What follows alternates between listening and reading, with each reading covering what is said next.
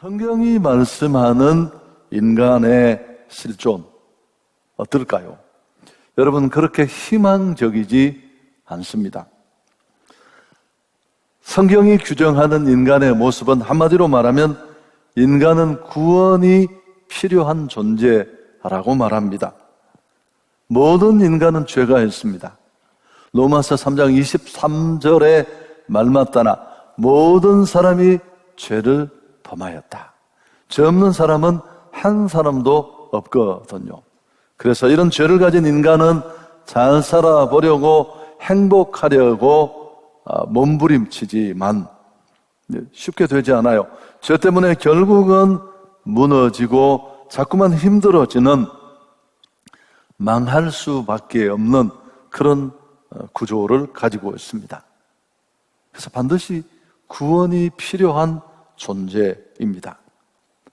그럼 죄 때문에 무너지고 망가질, 결국 죽고 망할 수밖에 없는 이런 인생이 무엇으로 구원을 받을 수 있을까요? 어떻게 이런 고질적인 죄를 떼어내고 인간이 행복할 수 있을까요? 역사 속에서 이런 죄를 걷어내고 구원에 이르려는 인간의 몸짓은 크게 두 가지 방향으로 나타났습니다. 우선 한 가지는 자신의 노력으로 이 문제를 해결하려는 자기의의를 추구하는 쪽으로 드러났습니다. 선행, 또 공로, 철학, 종교적 고행, 이런 것들로 죄 문제를 해결하고 뛰어넘으려는 그런 시도가 많이 있었습니다.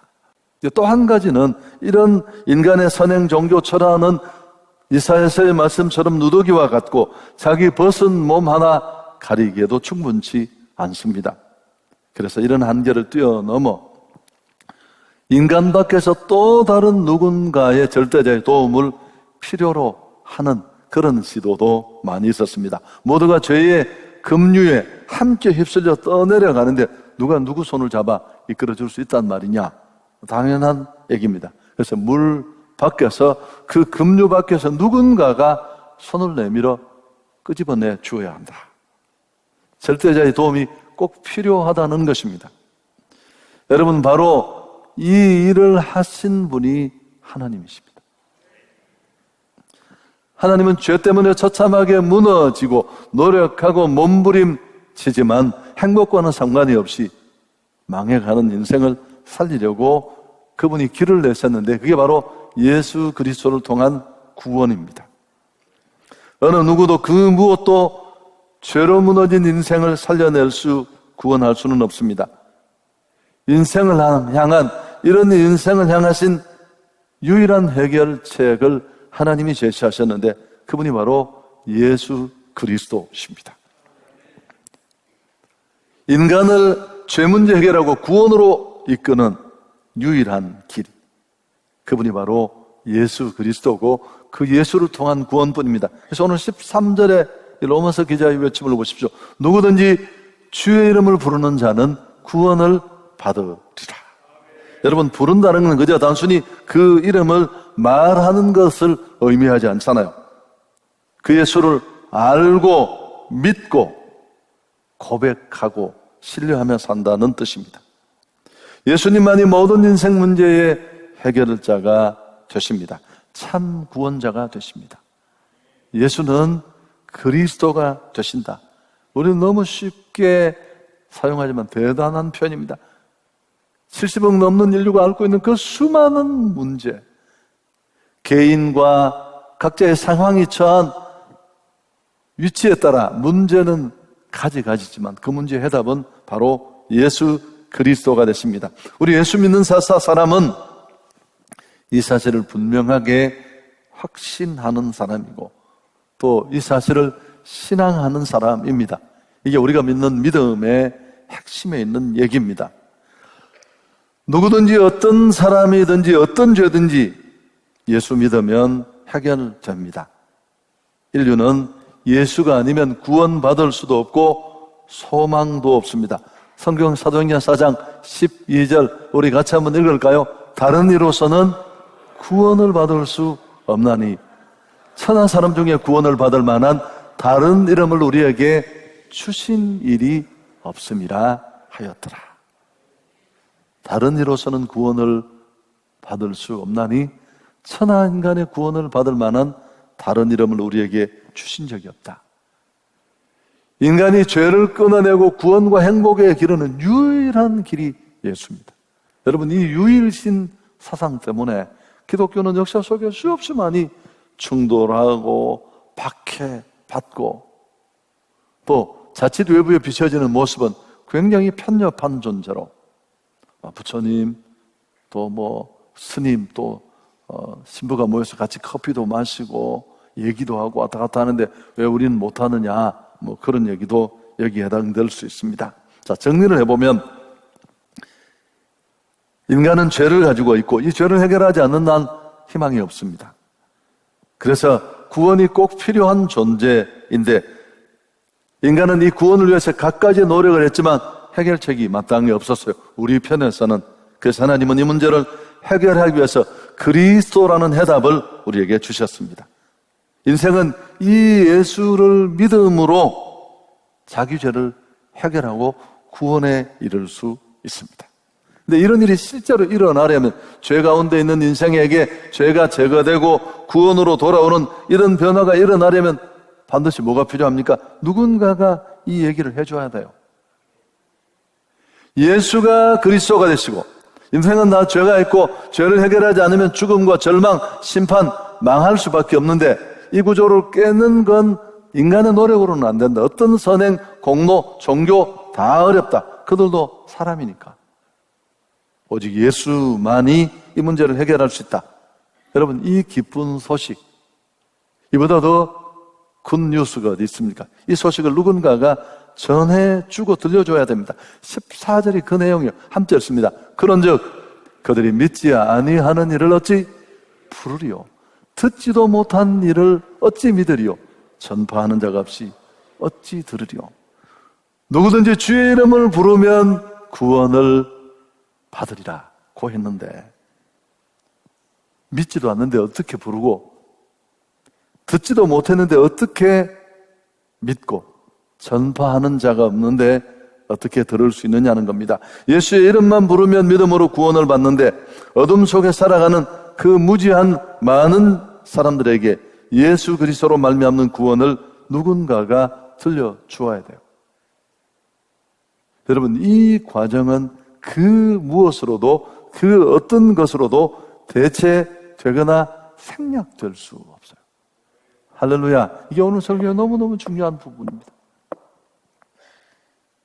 인간이 자기 힘으로는 구원에 이를 수 없습니다. 그래서 하나님은 전도라는 미련한 방법으로 택한 자를 구원하시길 기뻐하신다. 너무 많이 인용했죠. 그래서 반드시 누군가가 직접 가거나 데려와서 예수가 그리스도가 되신다는 사실을 그 귀에 또렷하게 들려줘야만 합니다. 복음을 들어야 구원을 받을 수 있고 구원을 받으려면 누군가가 복음을 들려주고 전해주는 자가 있어야 합니다. 따라서 복음을 전해주는 이 발길은 너무너무 소중합니다. 15절 보내심을 받지 아니하였으면 어찌 전파하리요? 기록된 바 아름답도다. 좋은 소식을 전하는 자리에 발이여 함과 같으니라.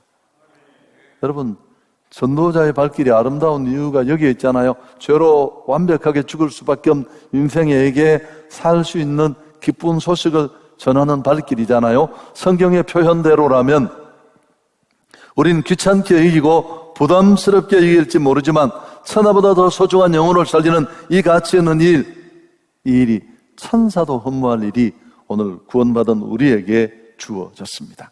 누구든지 예수를 믿으려면 복음을 들어야 합니다. 예수가 그리스도가 되신다는 이 인간 절망을 꺼내내는 기쁜 소식이 들려져야 합니다. 근데 이 사실을 선전하고 전파해야 될 사명이 오늘 우리 성도에게 주어진 것입니다.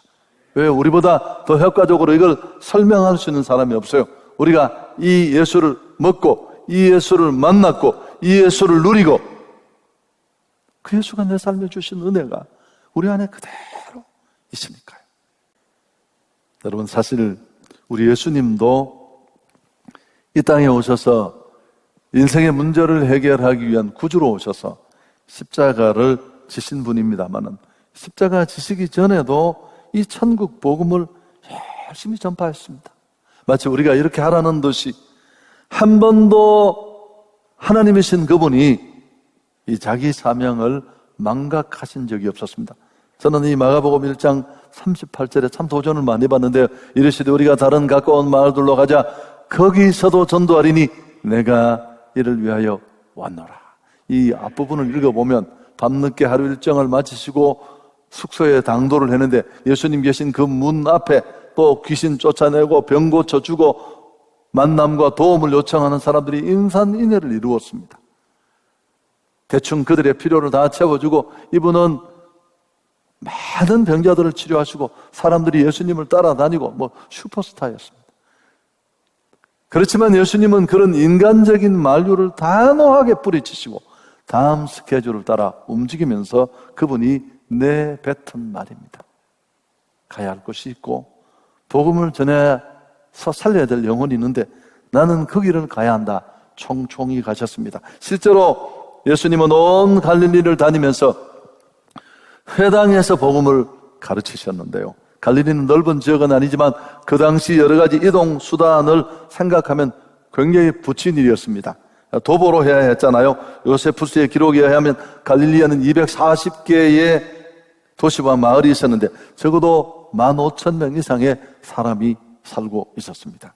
이 마을을 두루 순회하고 전도하려면 매일 2마을씩 돌아도 무려 3개월이 넘게 걸리는, 그렇게 힘들고 벅찬 일정을 예수님은 빡빡하게 성령이 이끄시는 스케줄을 따라 감당했습니다.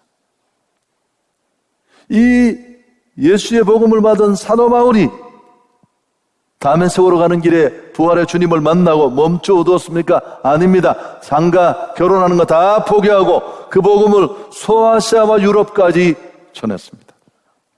마침내 이 복음은 영국에 들어갔고 영국에 살던 기독인들이 메이플라워를 타고 신대륙에 들어가면서 미국의 복음이 전파됐고 미국에 건너간 그 복음이 아펜셀러와 언더우드 같은 선교사들 안에 조선에 대한 꿈을 꾸고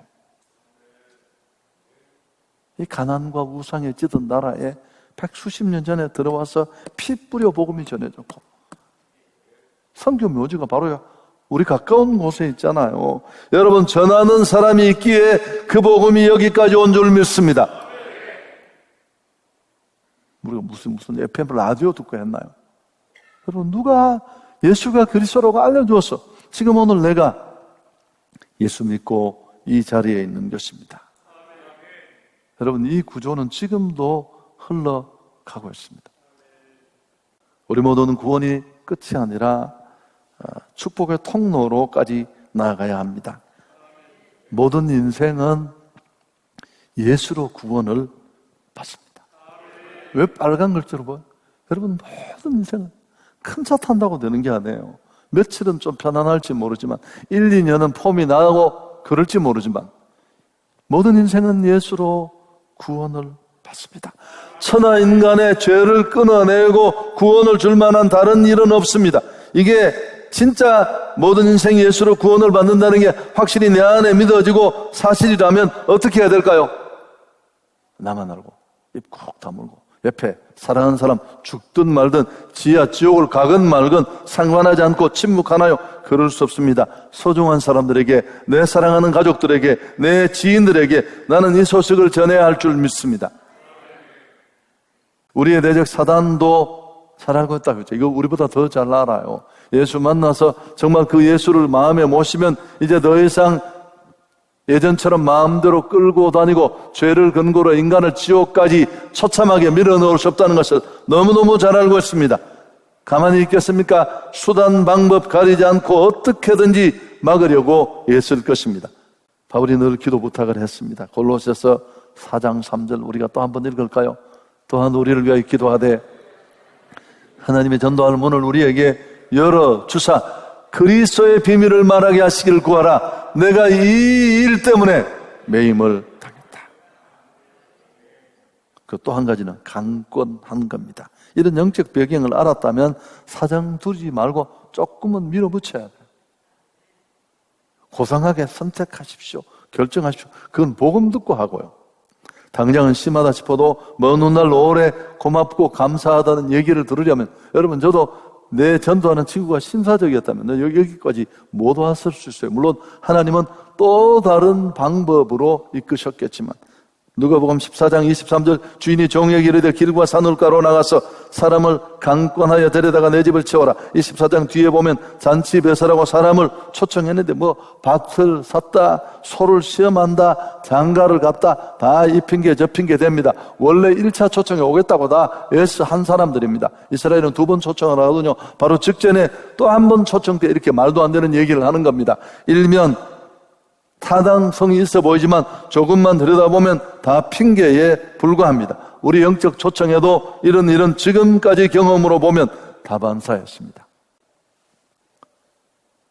여러분, 강권은 다수의 강제성을 가지고 이끌 것을 말하는데, 이 속에는 강제로 해야 된다, 몰아붙여야 된다, 그런 뜻이 아니라 한 사람이라도 구원받기를 원하는 아버지의 마음이 들었습니다. 자식이 말 안 들으면 엄마가 2번 이야기하고 때려치웁니다. 나가라 이 자식아. 50번 100번 예원하고 매를 들고 사탕도 사주고, 어떤 분은 속이 터져가 아들 손을 잡고 경찰서까지 데려가고, 이놈의 새끼 좀 잡아두라고, 인간 좀 만들어달라. 여러분, 그게 부모 마음 아니에요. 사랑과 열정을 가지고 포기하지 말고 분별력 없는 그 영혼을, 오감이 사단에게 막혀있는 그 영혼을 우리가 촉구하고 살려내야 한다는 뜻입니다. 아멘. 여러분, 이 정도 못 하시겠습니까? 누군가가 내게 그렇게 했는데 차량도 가지고 가시고 정중히 초청도 하시고 모셔오시고. 설교 정리합니다. 성경적인 인생과는 희망적이지 않습니다. 우리가 무슨 목표 세우고 노력하고, 그렇지만 금세 지나가고 철저히 죄의 구조에 이끌려서 마침내 영 무너질 수밖에 없는 인생입니다. 이런 인생의 구조를 다시 회복하고 살리고 행복하게 하는 길은 복음을 듣는 길입니다. 예수 그리스도를 만나야 저주와 죽음과 고통에서 새로워질 줄 믿습니다. 그렇다면 반응이 어떻든 간에 이 소식을 전해야 돼요. 누군가가. 전파하는 자가 없이 어찌 들으리요? 오늘 교회와 성도는 이 땅에서 선포할 수 있는 가장 위대한 메시지를 가지고 있습니다. 여러분, 세상 어디에도 없는, 교회만이 줄 수 있는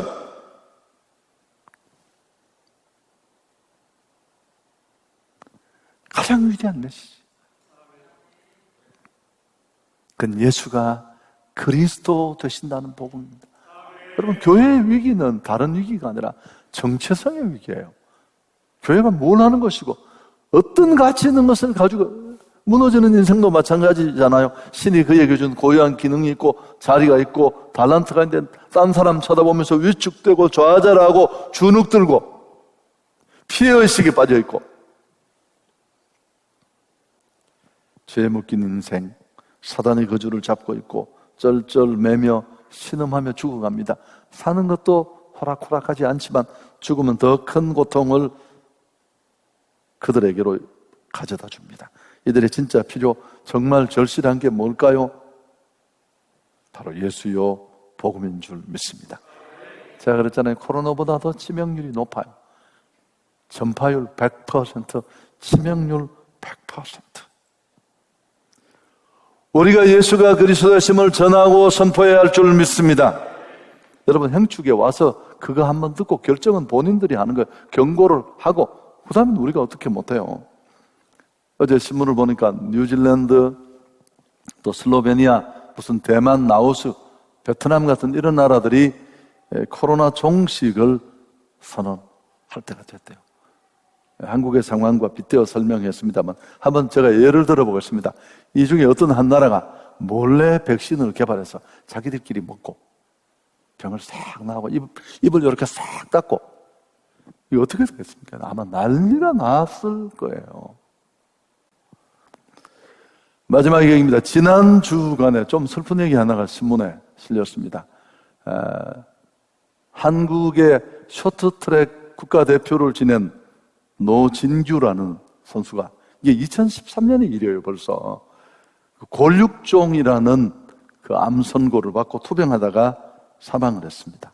근데 축자 그의 가족들 3명이 그를 진료했던 의사와 또 한 병원을 향해서 소송을 제기했습니다. 근데 이제 6월 10일 날 의정부 지법에서 이 소송의 일부 원고 승소 판결을 했습니다. 이분이 개인 병원에 갔다가 이 병을 종양을 확인했고, 근데 의사가, 이 진료를 하는 의사가 적극적으로 조치를 권고하지 않았어요. 올림픽에 나가는 것도 가라 그러고. 그래서 병이 점점 깊어지고 치료의 기회를 놓쳐서 이 사람이 마침내 사망을 했습니다. 그러자 노 선수의 유가족은 A 의사가 의료상 주의 의무를 위반해서 조기 진단과 치료받을 기회를 놓쳐서 결국 이로 인해 아들의 생존 기간이 단축됐다. 손해배상하라. 여러분, 이게 일부 승소를 한 겁니다. 보상하라는 판결이 내려졌습니다.